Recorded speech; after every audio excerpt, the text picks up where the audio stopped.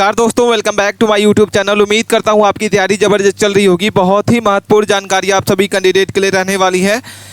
आप सभी कैंडिडेट लगातार कमेंट कर रहे थे कि सर जो है कितने रैंक वालों को जीएमसी कॉलेज मिलेगा, कितने रैंक वालों को प्राइवेट कॉलेज मिलेगा। ठीक है, साथ ही साथ हम इस वीडियो के माध्यम से बताने वाले हैं कि काउंसलिंग डॉक्यूमेंट आपके क्या क्या लगने वाले हैं। सारी जानकारी आपको अच्छे से समझ लेना होगा। अगर आप डॉक्यूमेंट में कोई भी जो है मिस करते हैं तो आपका जो काउंसलिंग में नाम है वो रिजेक्ट भी हो सकता है। तो वीडियो के अंत तक बने रहना है आपको। वीडियो बहुत ही इंपॉर्टेंट होने वाली है। किस रैंक पर कौन सा गवर्नमेंट कॉलेज मिलेगा, कौन सा हमको जो आपको कोर्स के लिए काउंसलिंग कराना होगा, रैंक वाइज सारा डेटा हम आपसे इस वीडियो के माध्यम से बताने वाले हैं। तो काउंसलिंग के लिए कौन सा डॉक्यूमेंट लगेगा, सारी जानकारी समझ लेना। रिजल्ट आने के बाद अब क्या करें, ये सारे स्टूडेंट के मन में सवाल है। तो चलिए स्टार्ट करते हैं अपने वीडियो को। सबसे पहले हम बात कर लेते हैं, जैसा कि आपको दिख रहा होगा नीट यूजी का जो रिजल्ट है वो आ चुका है। 14 जून को इसका रिजल्ट जो है आ चुका है। और इसमें टोटल सीट अगर हम बात करते हैं कि इसमें टोटल जो सीट है, लगातार बच्चे कमेंट कर रहे थे कि सर इसमें टोटल सीटें कितनी होती है मेडिकल कॉलेज के लिए। तो हम आपको बता दें कि इसमें जो टोटल सीटें हैं वो 1,81,190 जो सीटें हैं वो मेडिकल कॉलेज के लिए सीटें आपको देखने को मिलने वाली है इस बार।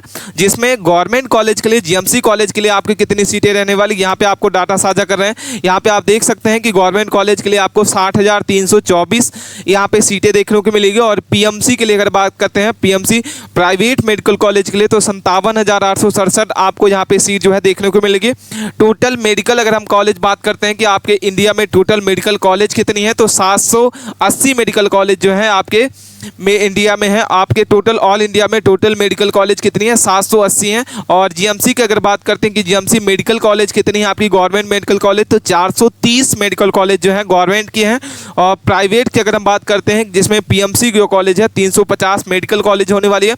अब इसके बाद हम बात कर लेते हैं कि कितने मार्क्स पर आपको जीएमसी का कोर्स मिलने वाला है, कितने मार्क्स पर आपको कौन सा गवर्नमेंट कॉलेज जो है मिलने वाला। कोर्स के हिसाब से हम इसमें सारा डेटा एनालाइज करने वाले हैं।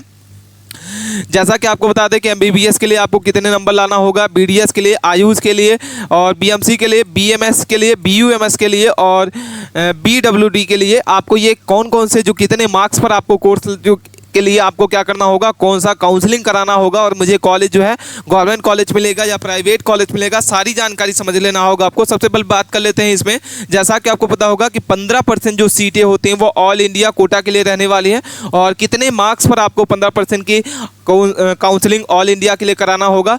अब बात कर लेते हैं 85% सीट जो होती है वो स्टेट कोटा के लिए रहने वाली है। और इसमें कितने नंबर आपको स्टेट काउंसलिंग के लिए आपको कराना होगा, ये सारी जानकारी आपको समझ लेना होगा। फाइनल कट ऑफ आपकी रैंक वाइज आप लिस्ट आउट हो चुकी है। जैसा कि हम आपको बता दें कि इसका जो काउंसलिंग के बाद आपका सीट अलॉटमेंट किया जाता है वो फाइनल कट ऑफ के बाद जो भी आपकी रैंक रहती है उस रैंक के हिसाब से आपको यहाँ पे क्या होती है आपको देखने को मिलती है। अब हम बात कर लेते हैं, जैसा कि आपको दिख रहा होगा यहाँ पे 5 राउंड आपको देखने को मिलेंगे। First round, second round, third, total इसमें जो 5 राउंड जो हैं वो आपके देखने को मिलेंगे। 5 राउंड इसमें किए जाते हैं। ऑल स्टेट कट ऑफ क्या होने वाला है, जीएमसी कॉलेज के लिए कम कट ऑफ वाले राज्य कौन कौन से होंगे, सारा डेटा आपको यहाँ पे दिखाने वाले हैं। सबसे पहले बात कर लेते हैं कि 500 प्लस जिन कैंडिडेट का रहेगा, जनरल कैटेगरी से हैं तो वो सेफ जोन में आने वाले हैं, उनकी काउंसलिंग के लिए आप करा सकते हैं। और 500 से ज़्यादा वाले जो कैंडिडेट हैं जनरल के लिए वो कौन कौन से कोर्स करा सकते हो, तो आप एमबीबीएस कर सकते हैं, बीडीएस कर सकते हैं, आयुष करा सकते हैं। यहाँ पे सारे कोर्स आप क्या कर सकते हैं, इतने नंबर वाले 500 से ज़्यादा नंबर वाले जो जनरल कैटेगरी हैं ये सारे काउंसलिंग आप कोर्स को क्या कर सकते हैं, करा सकते हैं। और स्टेट वाइज अगर आप अलग अलग कट ऑफ आपकी होने वाली, स्टेट वाइज जो है अलग अलग कट ऑफ देखने को मिलेगी। सबसे पहले हम बात कर लेते हैं जिन कैंडिडेट का 451 से 490 के बीच में रहता है तो उनके लिए क्या आप करा सकते हैं, बीडीएस करा सकते हैं, एमबीबीएस भी हो सकता है। यहाँ पे 50% चांस है कि आपका एमबीबीएस में भी आपका नाम आ सकता है। और 110% आपका चांस है आयुष के लिए काउंसलिंग कराएंगे तो आपका नाम 100% आ जाएगा। जिन कैंडिडेट जो है 451 से आपके 490 के बीच में पाए हैं उनका 101% चांस है आयुष काउंसलिंग करा लें, आपका जो सिलेक्शन है वो 100% होगा, आपका नाम आ जाएगा। अब हम बात कर लेते हैं, जैसा कि आपको पता होगा कि 14 जून को इसका रिजल्ट जो है आउट हो चुका है। और काउंसलिंग लगातार बच्चे कमेंट कर रहे थे कि सर काउंसलिंग डेट कब से जो स्टार्ट होगी, तो हम आपको बता दें कि काउंसलिंग की जो डेट है वो आपके जुलाई के प्रथम सप्ताह से इसकी स्टार्ट होने वाली है। जुलाई के फर्स्ट सप्ताह से इसकी जो है काउंसलिंग जो है स्टार्ट होगी और जल्द ही इसका नोटिफिकेशन आपको एनटीए के द्वारा, नीट के द्वारा देखने को मिलने वाला है। और यहाँ पे अगर हम काउंसलिंग कॉलेज की बात करते हैं तो आपको वैकेंसी जो है ये भी आपको लिस्ट जो है आपको जल्द ही देखने को मिलेगी, लिस्ट आपको यहाँ पे देखने को मिलेगी। और अगर हम राउंड 1 की बात करते हैं कि फर्स्ट राउंड जो है कितने दिनों तक चलने वाला है, तो 10 दिनों तक इसका जो आपका राउंड है चलने वाला है। इसमें आपको इंडिया काउंसलिंग करा सकते हैं, ऑल इंडिया काउंसलिंग के लिए। और जब सेकंड राउंड आपका आएगा तो आप स्टेट काउंसलिंग करा सकते हैं और इसकी जो डेट है लगभग आपकी 22 जुलाई से होने वाली है। अब हम बात कर लेते हैं आपके कि कितने स्टेट में कितने गवर्नमेंट कॉलेज हैं और कितने % कोटा आपका होगा सिलेक्शन का। तो सबसे पहले हम यहाँ पे सारी जानकारी आप समझ लेना।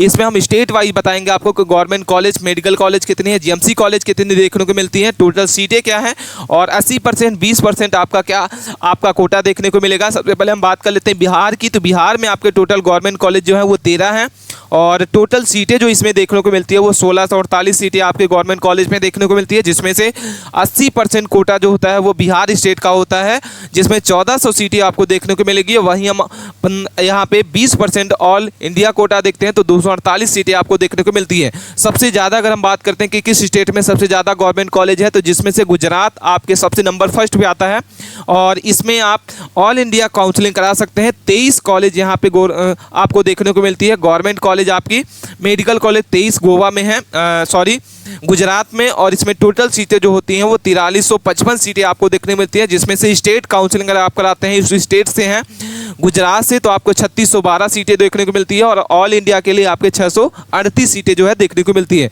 वही हम गोवा की बात करें तो गोवा में टोटल 1 मेडिकल कॉलेज है, आंध्र प्रदेश में 20 मेडिकल कॉलेज है, असम में 14 है और मध्य प्रदेश में 18 है, दिल्ली में 8 है।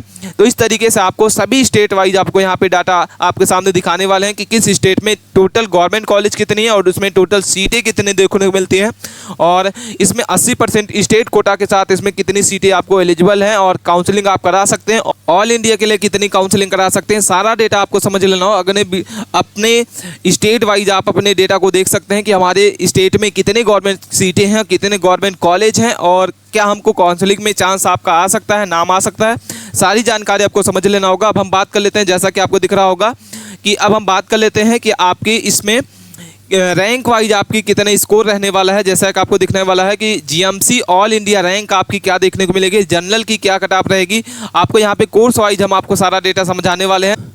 जीएमसी ऑल इंडिया के लिए आपके एमबीबीएस के लिए आपके जनरल की जो रैंक देखने को मिलेगी 28,000 आपको देखने को मिलेगी। ओबीसी के लिए बात करते हैं, ओबीसी की बात करते हैं तो आपका 28,500 आपको रैंक यहाँ पे देखने को मिलती है। अगर आपका इतना रैंक है तो आपको मेडिकल कॉलेज में एमबीबीएस जरूर मिलेगा।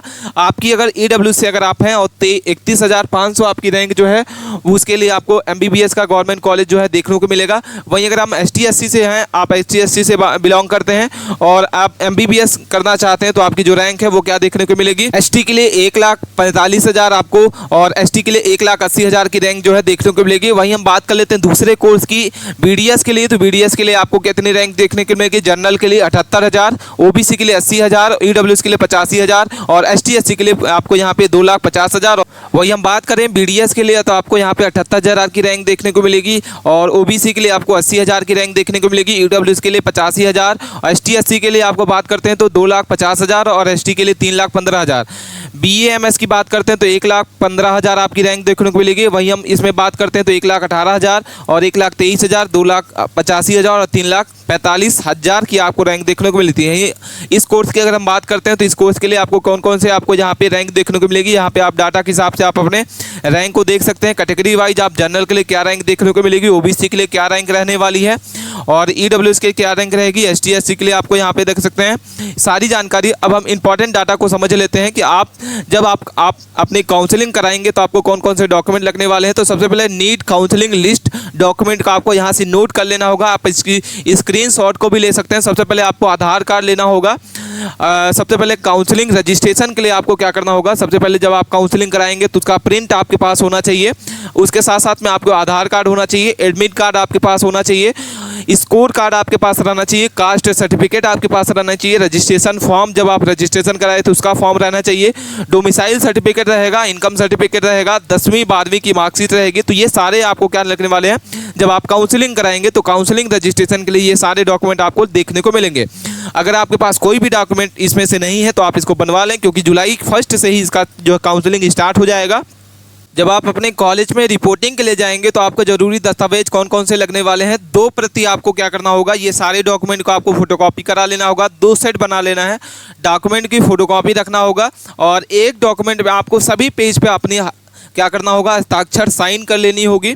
जिसमें से क्या क्या डॉक्यूमेंट लगने वाले हैं, एडमिट कार्ड आपका रहने वाला है, काउंसलिंग प्रिंट आपका रहेगा, आधार कार्ड आपका रहेगा, और स्कोर कार्ड आपका देखने को मिलेगा, और 10 पासपोर्ट साइज आपकी रहने वाली है, टीसी माइग्रेशन आपका रहेगा, सीट अलॉटमेंट प्रिंट रहने वाला है आपका, 10वीं 12वीं की मार्कशीट आपकी रहेगी, कास्ट सर्टिफिकेट है, अगर आपका गैप सर्टिफिकेट है तो गैप सर्टिफिकेट लगने वाला है, डोमिसाइल सर्टिफिकेट रहेगा, इनकम सर्टिफिकेट रहेगा। तो ये सारे डॉक्यूमेंट आपको क्या करना होगा, काउंसलिंग के बाद जब आप कॉलेज रिपोर्टिंग के लिए जाएंगे तो ये सारे डॉक्यूमेंट जरूरी दस्तावेज आपको लेके जाना होगा।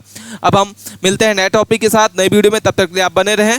कोई भी टॉपिक आपको नहीं समझ में आया, कोई भी डाउट है आप कमेंट करके जरूर बताइए। मिलते हैं नए